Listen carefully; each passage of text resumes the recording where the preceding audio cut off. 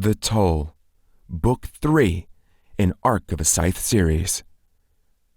Part 3, Year of the Cobra. There is, I believe, a destiny for us, a glorious accumulation of all it means to be human and immortal. Destiny, however, does not come without exhaustive effort and clear-minded leadership. The year of the raptor was devastating to us all, but by the year of the ibex, we had begun to heal. The year of the kawaka saw us further aligning our ideals and priorities as a scythe. Now, on the first day of this new year, I see only hope for the days ahead. Here, at this first Continental Conclave, I wish to publicly thank Highblades Pickford of West America, Hammerstein of East America, Tizok of Mexiteca, and MacPhail of Northern Reach for their faith in me, that they, and you, the scythe under them, have chosen me to shepherd North America as your continental overblade, is beyond validation. It is a clear mandate to push forward with our new order objective. Together, we will create a world that is not only perfect, but also pristine. A world where the broad and powerful swath of each scythe brings us ever closer to that singular goal. I know that there are still those among you who, like the reluctant Lone Star region, are not sure that mine is the right path. The uneasy among you look for method in the madness, as they say, but I ask you, is it madness to want to lift the human species to new heights? Is it wrong to have a vision of a future as crystal clear and finely cut as the diamonds on our hands? Of course not. I wish to make it clear that your high blades will not be abdicating their positions. They will still be stewards of your respective regions, responsible for local administration. However, they will now be free from the burden of more cumbersome policy decisions. Those larger issues are left to me, and I promise that I will live for no other purpose but to lead you tirelessly into the future. From the Ascension Address of His Excellency, Overblade Robert Goddard, January 1st, Year of the Cobra. Chapter 24, Rats in a Ruin. Fort St. Jean and Fort St. Nicholas were built on either side of the entrance to the port of Marseille, in what was now the Franco-Iberian region of Europe. What was odd about these forts, built by King Louis IX, was not the fact that they had large cannons, but that those cannons were not aimed toward the sea to protect the fort from invaders. Instead, they were pointed inland toward the bustling city of Marseille to protect the king's interests from a public uprising. Robert Goddard, Overblade of North America, had taken a page from King Louis's book and mounted heavy artillery in the 68th floor garden around his crystal chalet, aiming down at the streets of Fulcrum City below. They were installed long before his ascension to Overblade, shortly after he announced that the toll had been gleaned. He had thought that gleaning their so-called profit would stand as a warning to Tonists the world over, and a reminder that if scythes were not respected, they should be feared. Instead, Tonist went from a persistent nuisance to a growing danger. This is nothing we didn't expect, Goddard claimed. Change will always face resistance, but we must forge forward in spite of it. Never once did Goddard consider that the escalation in violence against the Scythedoms of the world was brought on by his own order to glean the toll. Your greatest flaw, Underscythe Constantine dared to tell him, is that you fail to understand the concept of martyrdom. He would have banished Constantine on the spot if the man hadn't been needed to bring the stubborn Lone Star region in line with the rest of North America. That region had become the refuge for Tonists now. It serves Texas right, Goddard proclaimed.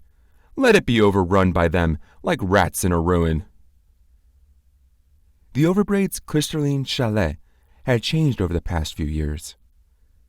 Not just the city-aimed weaponry, but the crystal itself was different. Goddard had the outer glass reinforced and acid treated, so that it could no longer be seen through. The result was that when you were in the chalet, it appeared, day or night, that Fulcrum City was shrouded in perpetual fog. Goddard was convinced that the Tonist had spy drones. He was convinced that other forces were banding against him as well. He was convinced that unfriendly regions were aiding those forces. Whether or not any of these things were true didn't matter.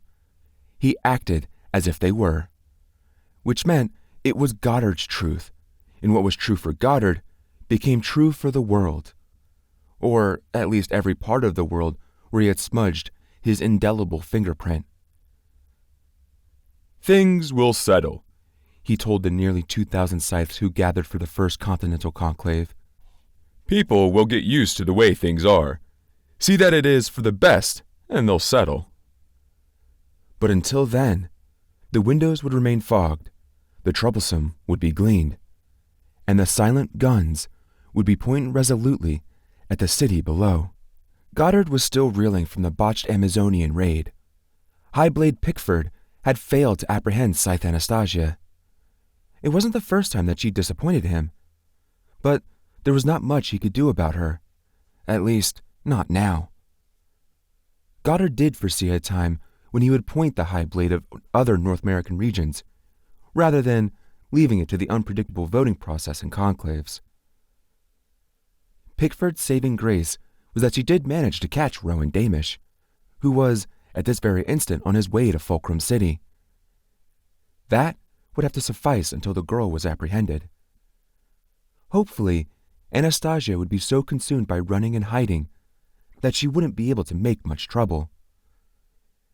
In retrospect, he should have maintained the perimeter of reverence in the waters above Andorra.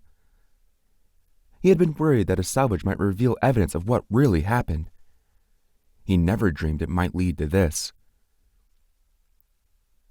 The morning brought other business, and Goddard had to put aside his frustration, which was much harder to do than it used to be.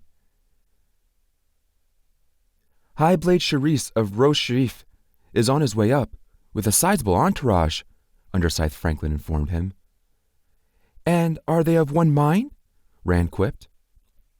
Goddard chuckled slightly, but Franklin never gave Rand the slightest of courtesy laughs. "Their minds are less important than the crates they're carrying," she said. Goddard met them in the conference room, after making them wait 5 minutes, because Goddard always wanted to make sure his guests, even his important ones, knew that his schedule mattered more than theirs. "Nobu," said Goddard, and went over to the Highblade Charisse like an old friend. "A pleasure to see you. How are things in Antarctica?" "Things are well," he said. "Is life but a dream?" offered Rand. "On occasion," said Charisse, missing the slight on the unique nature of his region. "But only when we have to row our own boats, I suppose."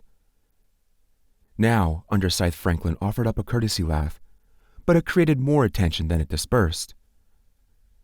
Goddard glanced at the crates, each held by a member of the Blade Guard. There were only 8 of them. Other regions came with at least 10 crates, but the lower number could simply mean they were more densely packed. "To what do I owe this visit, Your Excellency?" Goddard asked, as if everyone there didn't already know. "On behalf of the Ross Shelf region, I would like to present you with a gift. It is our hope that it will help formalize our relationship with you." Then he nodded to the Blade Guards, who placed the crates on the conference table and opened them. As expected, the crates were full of scythe diamonds. "These represent Ross Shelf's share of the diamonds raised from the ruins of Andorra," Charisse said.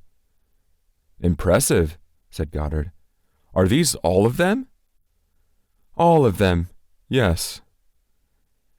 Goddard looked over the sparkling contents, then turned to Charisse. "I accept your gift with humility and honor, in the spirit of friendship with which they were given. And whenever you need gems for the bejeweling of future scythes, they will be available to you." Then he gestured to the door. "Please follow Underscythe Franklin. She will escort you to my dining room, where I've prepared a brunch for us," Goddard said. "Traditional Antarctic fare, as well as regional specialties of Mid-America. A feast to consummate our friendship. I'll be along momentarily, and we'll discuss issues of concern to both our regions."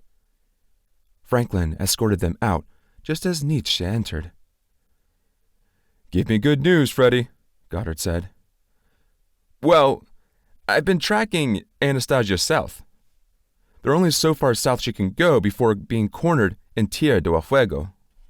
Goddard sighed. "The Land of Fire will not cooperate.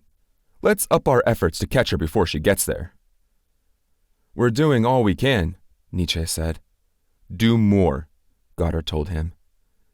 He turned to Scythe Rand, running her hand through the diamonds in one of the crates. "Are we going to count them, or do you trust Charisse?"